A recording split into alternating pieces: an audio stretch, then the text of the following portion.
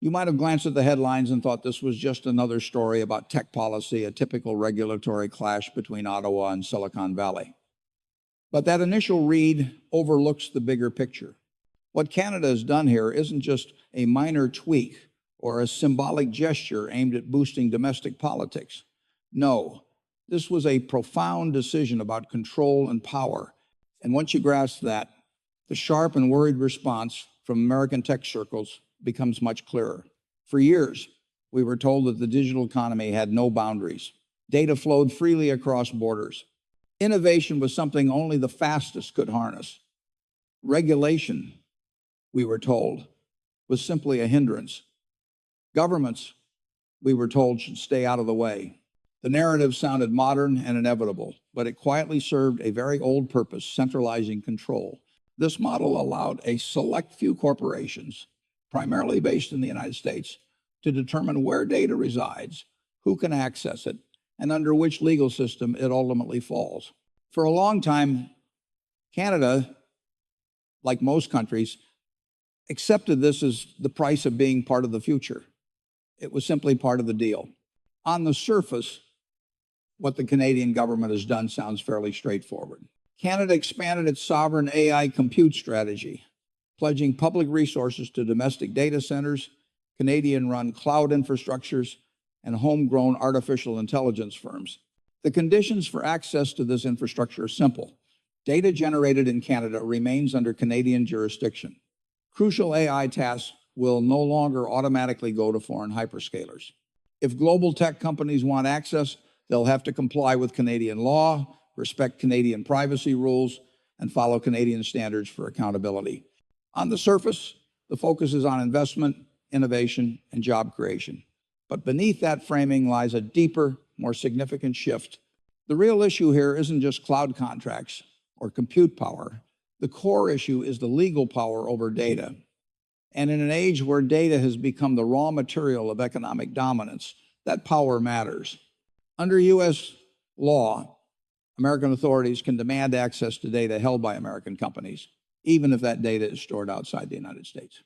This reality has always created unease among other nations, particularly democracies that value sovereignty and privacy. Canada, after years of living with this uncomfortable reality, made a bold decision.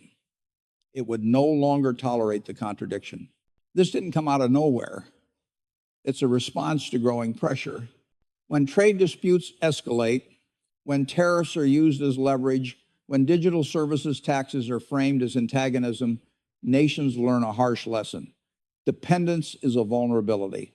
If your healthcare records, energy grid models, transportation systems, and public research are all handled through infrastructure controlled by another state, you don't fully control your economy. You're renting the future, not building it. Look at who benefits from this old system, and the picture becomes clearer. Large platform companies gain scale, data aggregation, and immense legal reach. Financial markets reward that concentration, and governments that host these companies gain geopolitical leverage without even having to pass a law. Meanwhile, the costs are hidden. Smaller domestic firms are locked out of compute access. Workers' productivity is constrained by tools they can't audit. Citizens' personal data becomes a bargaining chip in international disputes they have no say in.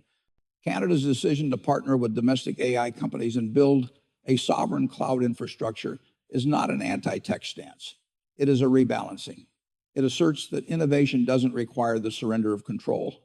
It says that public investment can guide markets, not just subsidize monopolies. And it reveals how fragile the old narrative really was. If borders truly didn't matter, Silicon Valley wouldn't be so alarmed. If this were purely symbolic, the markets would barely respond. But the media often misses this crucial distinction, preferring to focus on drama rather than structure. It's quick to ask whether this angered Washington, whether tech stocks faltered, or whether political leaders exchanged barbs. But it rarely asks the harder, more fundamental questions. Who owns the infrastructure of our daily lives? Under which legal system does our digital existence truly operate? These are questions that force us to confront not just profits, but the very organization of power itself. The larger lesson here is both simple and uncomfortable. Digital dependence was never neutral. It was a deliberate choice in the political economy, one that concentrated power while weakening democratic control. Canada's move challenges that system, showing that an alternative path is not just possible but necessary. However, it also exposes how quickly resistance surfaces when that path is taken seriously. Watch how swiftly this is framed as protectionism rather than self-determination. Notice how innovation suddenly becomes synonymous with blind obedience. To truly understand what's at stake, don't just watch the headlines. Pay attention to the infrastructure itself. Who controls the servers? Who's in charge when things go wrong? Why is it considered radical to have data independence while independence in areas like energy or food is praised? These are the real questions we need to be asking as this story unfolds. It's easy to be drawn into the spectacle, the surface level conflicts between governments and corporate giants. But beneath it lies a more profound shift. For years, digital policy was framed as a technical issue, best left to experts in boardrooms. But Canada is making it clear that these decisions are not just technical, they are political. Who controls digital infrastructure shapes? Who benefits from productivity gains? The real debate is not about innovation versus regulation. It's about the kind of innovation we want. Will we accept innovation that deepens dependence and consolidates power? Or will we push for innovation that broadens capacity, decentralizes control, and makes space for a more democratic, resilient economy? The reaction to Canada's move has been telling. If this were just a symbolic gesture, the markets would have shrugged it off. Instead, the response has been intense. The loudest voices now argue that government should not pick winners, that markets know best, that innovation needs freedom. But notice how selectively these principles are applied. When public money built highways, ports, power grids, and the internet, no one called that interference. When public funds go into building domestic AI capacity, suddenly it's framed as a government overreach. This double standard is telling because it reveals whose interests are truly being protected. In everyday terms, the stakes are clear. Take a Canadian startup, for example, trying to train a large AI model. For these companies, access to compute power is not a trivial issue. It can determine whether they can even exist in the market. Under the old system, these firms would rent compute time from global platforms that set the terms, raise prices, and could cut access at any moment due to policy changes or geopolitical tensions. Under Canada's new framework, compute becomes a public utility, still commercial and competitive, but anchored in national priorities rather than the balance sheets of foreign corporations. This shift is why partnerships with firms like Coher matter. It's not about any single company being a savior. It's about transforming the ecosystem. When domestic firms no longer rely on foreign infrastructure, the entire environment changes. Talent stays within the country. Research stays local. Spillovers benefit universities, hospitals, and public agencies instead of being siphoned off to global platforms that answer only to shareholders. The real impact of this shift is that it gives domestic firms the space to grow without being structurally dependent on external powers. This is why the reaction from American tech giants like Google and Meta has been so forceful. Their dominance isn't just based on superior products, but on their default status. When countries stop defaulting to them, their entire business model looks less inevitable. Canada is not banning anyone. It is simply refusing to outsource the core infrastructure of its economy. And that refusal is a challenge to the long-standing assumptions that underpin the dominance of US-based tech companies. But beyond the corporate world, this move has profound implications for democracy itself. When algorithms govern everything from scheduling and evaluations to access to insurance and credit, those algorithms shape people's lives in concrete ways. If those systems are designed, trained, and governed elsewhere, democratic input is diluted. The rules that govern our daily lives become technical rather than political, even though their effects are inherently political. By investing in sovereign infrastructure, Canada is not just keeping data at home, it's shaping the environment in which workers, citizens, and governments interact with technology. The hope is that this move will create a model of accountability. Economists like Jeffrey Sachs have long argued that markets need institutions that serve social goals, not just profit. This is one of those rare moments where abstract economic arguments become real and tangible. The choice isn't between innovation and regulation. It's between two types of innovation, one that deepens dependency and another that strengthens national capacity. The former concentrates power, while the latter distributes it. As we watch the fallout, it's crucial to pay attention to how financial media frames this situation. Stock volatility quickly becomes the story, with investor sentiment serving as the measure of success. But what's often lost in the noise is the question of long-term resilience. A country that cannot control its digital infrastructure is exposed in ways that don't show up on quarterly earnings calls. It's easy to overlook until a critical moment arrives, like when a policy change in a boardroom affects millions of workers overnight, or when a geopolitical dispute throws vital services into legal limbo. These are the risks that come with depending on foreign platforms to govern infrastructure that underpins daily life. Canada's decision to build domestic capacity is a bet that resilience matters more than appeasing global giants. None of this means that the road ahead will be easy. Building sovereign infrastructure is costly. There will be governance mistakes along the way. And no doubt, there will be pressure to water down standards in the name of competitiveness. But this is exactly why public attention and engagement are so important. Sovereignty is not a switch you flip. It's a process that requires vigilance, transparency, and democratic oversight. Canada's move will certainly face obstacles, but the underlying lesson is clear. Sovereign control over data and infrastructure is essential if a nation is to ensure long-term economic security and resilience. When you hear that this is anti-business or anti-American, it's important to pause and ask what kind of business is being defended here, and whose interests does it ultimately serve? Why is independence celebrated in sectors like energy or food, but discouraged when it comes to data? And perhaps most importantly, should the digital economy really be exempt from the same principles of self-determination that we apply to other critical sectors? Canada's approach isn't about rejecting technology. It's about asserting that technology must operate within a democratic framework, one that serves the public and not just the interests of a few powerful players. What makes this moment so significant is that it forces us to confront an uncomfortable truth. Private corporate capacity should not be a substitute for public strategy. When governments stop planning, corporations don't step in to fill the gap with neutrality. They plan for themselves, driven by the need for profit and market dominance, not long-term societal resilience. For a while, this arrangement may seem efficient, but the true costs come due later. In the digital age, those costs can appear as fragility. A small policy change in a boardroom can affect millions. A geopolitical conflict can plunge essential services into legal uncertainty. A single pricing decision can make or break entire research projects. These risks are a natural consequence of systems that are designed to serve corporate interests, not the public good. Canada's move challenges this approach by refusing to accept the status quo. It is a reminder that alternatives do exist. Yes, alternatives require courage, and they are politically risky.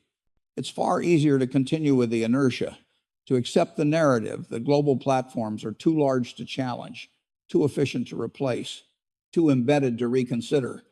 But this logic becomes self-fulfilling. The longer a country stays dependent, the harder it becomes to break free. Breaking the cycle is expensive, and it requires making difficult decisions.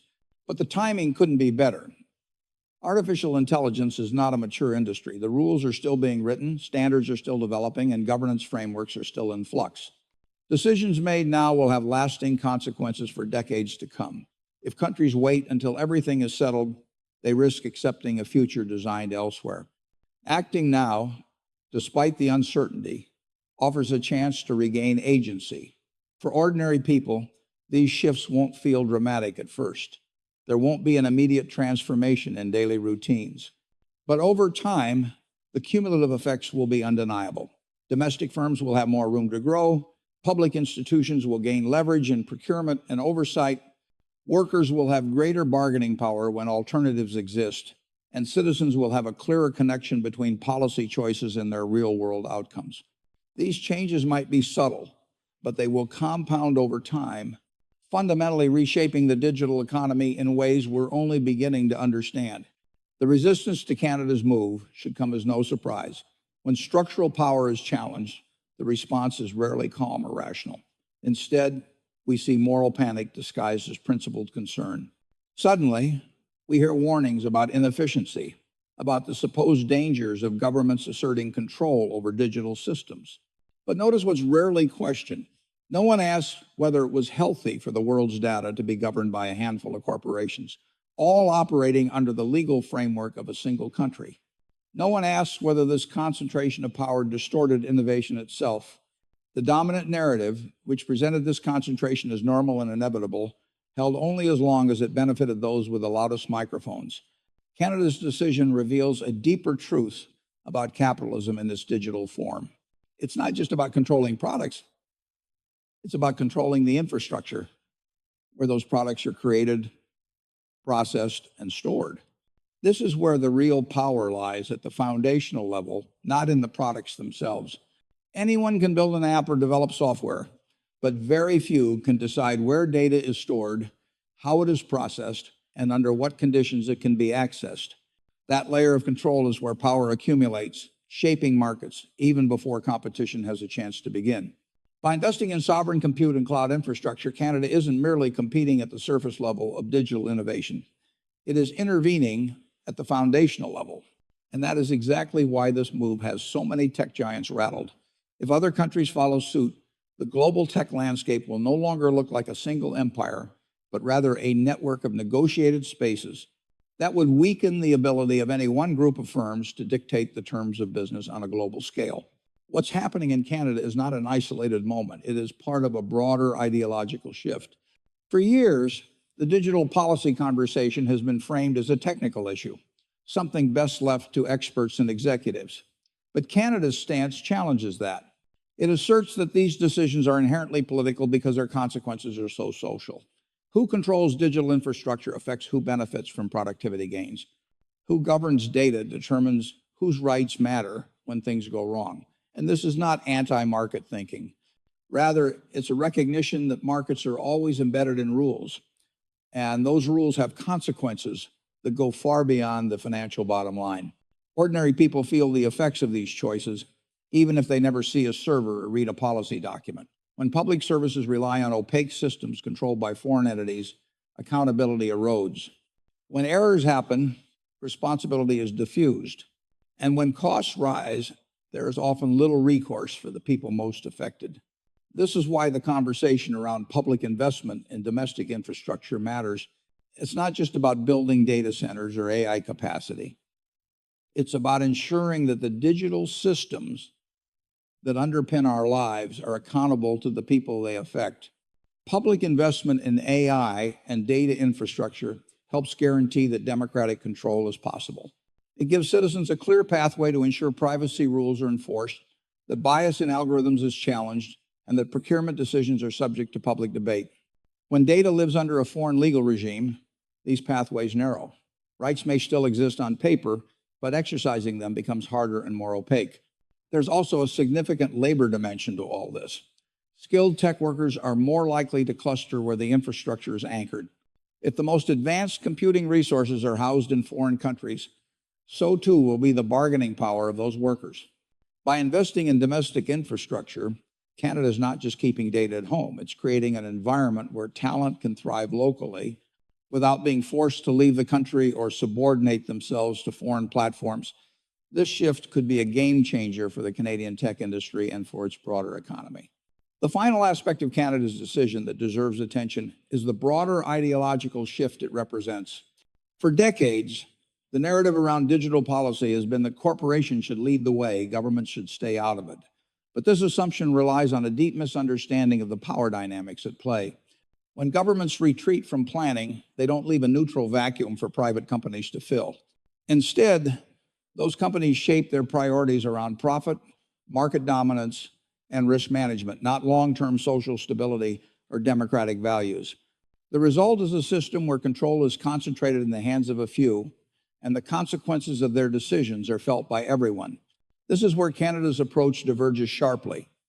It's a recognition that the digital economy doesn't operate in a vacuum. It's shaped by political decisions and power structures. Sovereign infrastructure isn't just about creating a competitive environment. It's about making sure that the digital tools shaping people's lives are governed in ways that are accountable to democratic institutions, not just corporate shareholders. As more countries watch Canada's moves, the question becomes clear. Who gets to define the rules of the digital economy? Is it corporate governance driven by shareholder value, or is it public governance shaped by social priorities and democratic values? The backlash against Canada's move shouldn't be seen as a surprise. Throughout history, challenges to structural power have often been met with fierce resistance. The rhetoric quickly shifts from concerns about efficiency and innovation to moral panic. We hear about the supposed dangers of government intervention and the need for freedom and openness. But as always, the real questions go unasked. No one questions whether the concentration of power in the hands of a few global firms is healthy for innovation or whether it distorts the market. Canada's move forces us to confront these uncomfortable truths.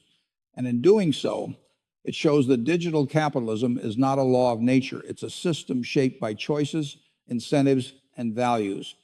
At the end of the day, Canada's decision is not about rejecting technology. It's about insisting that technology serve the public, not just the interests of a few global corporations. By building sovereign infrastructure, Canada is asserting its right to control its digital future and to ensure that digital tools align with its democratic values. This isn't a rejection of progress. It's a call for a more inclusive, accountable, and resilient future. Canada's move might seem small in the grand scheme of things, but its impact will be profound. As more countries look to follow Canada's example, the global digital landscape will change. The future of the digital economy won't be dictated by Silicon Valley alone. It will be shaped by a network of negotiated spaces where nations and corporations must work together to establish new rules and standards. This is the future Canada is betting on, and it's a future worth watching closely.